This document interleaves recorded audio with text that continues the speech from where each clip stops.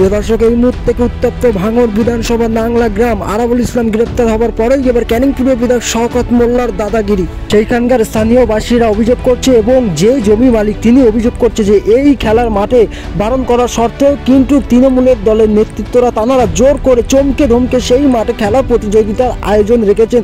রীতিমধ্যেই Kolkata police সেই মাঠে কিন্তু 144 জারি রেখেছেন। কি বলছেন সেইখানকার স্থানীয় বাসীরা এবং যিনি জমি মালিক আছে তিনি কি বলছেন আপনাদেরকে শোনাবো।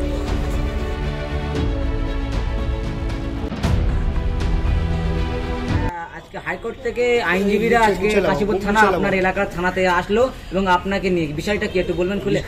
বিষয়টা হলো ওই নাংলার যে ওই ইউজিয়া মাঠটা হলো আমাদের 35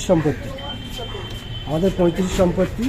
আমার দাদা ওখানে ইসলামীয় কালচারের জন্য দিয়ে গেছে যে ওখানে ঈদের নামাজ হবে বছরে দুবার, আর জলসা টলসা হবে, আর সামনে স্কুল আছে, বাচ্চারা ছোট বাচ্চারা খেলা করে, এতে আমাদের কোনো বাধা নেই।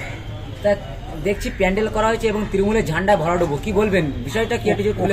ওখানে মানে কয়েক বছর 5-7 বছর ধরে ওরকম ডিজি বাজনা দিয়ে দিবারাত্রে মিনি ফুটবল খেলা হয় করায়। আমরা বারে ওদের নিষেধ করি, ওরা বারে বলে যে এবারটা হোক, পরের বারের হবে না। ওরা বলতে কারা? যারা খেলার দেয়, যারা ওখানে একটা ক্লাবের নাম আছে, আমরা সবাই ক্লাব। আচ্ছা, আমরা সবাই।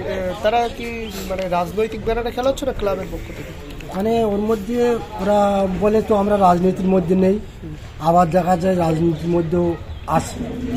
রাজনীতির মধ্যে নেই বলছে, কিন্তু দেখছি যে শওকত মোল্লার মতন নেতার ব্যানার লাগিয়ে ওখানে খেলার আয়োজন করেছে এবং ছবি টানান লাগানো আছে। কি বলবেন বিষয়টা কি?